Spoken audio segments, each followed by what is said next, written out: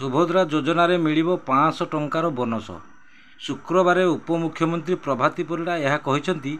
ଆଜି ଗଣମାଧ୍ୟମରେ ଏକ ସ୍ୱତନ୍ତ୍ର ସାକ୍ଷାତକାର ଦେଇ ପ୍ରଭାତୀ ପରିଡ଼ା କହିଛନ୍ତି, ଯେଉଁ ମହିଳାମାନେ ସୁଭଦ୍ରା ଅର୍ଥ ରାଶିକୁ ଡିଜିଟାଲ ବ୍ୟୟ କରିବେ ସେମାନଙ୍କୁ ଏହି ବୋନସ ମିଳିବ। ସୁଭଦ୍ରା ଯୋଜନାକୁ ପ୍ରଧାନମନ୍ତ୍ରୀ ଲଞ୍ଚ କରିବା ପରେ ବ୍ୟାଙ୍କ ସାମ୍ନାରେ ଖୁବ୍ ଭିଡ଼ ଦେଖିବାକୁ ମିଳିଛି।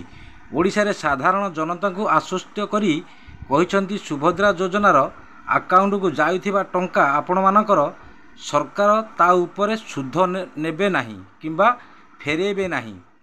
କୌଣସି ଭ୍ରମିତ ଖବରରେ ଚକିତ ହୁଅନ୍ତୁ ନାହିଁ କିମ୍ବା ଲମ୍ବା ଧାଡ଼ି ଲଗାନ୍ତୁ ନାହିଁ।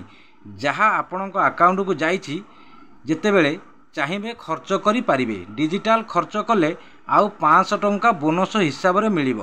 ଡିଜିଟାଲ ବ୍ୟବହାର ଉପରେ ସରକାର ପ୍ରୋତ୍ସାହନ ଦେଇଛନ୍ତି। ପ୍ରାୟ 25,11,000 ମହିଳାଙ୍କୁ ପାଖକୁ ସୁଭଦ୍ରା ପ୍ରଥମ କିସ୍ତି ଯାଇଛି ଏବଂ ଏହି ଅର୍ଥରାଶି ମହିଳାମାନେ ନିଜସ୍ୱ ଯେଉଁଭଳି ଚାହିଁବେ ଖର୍ଚ୍ଚ କରିପାରିବେ ବୋଲି ଉପମୁଖ୍ୟମନ୍ତ୍ରୀ କହିଛନ୍ତି। ଆଉ ବହୁତ ବଡ଼ ଖୁସିର ଖବର, ସୁଭଦ୍ରା ଯୋଜନାରେ ବୋନସ 500 ଟଙ୍କା ମିଳିବ ବୋଲି ଖୁସି ଖବର ଆସିଛି।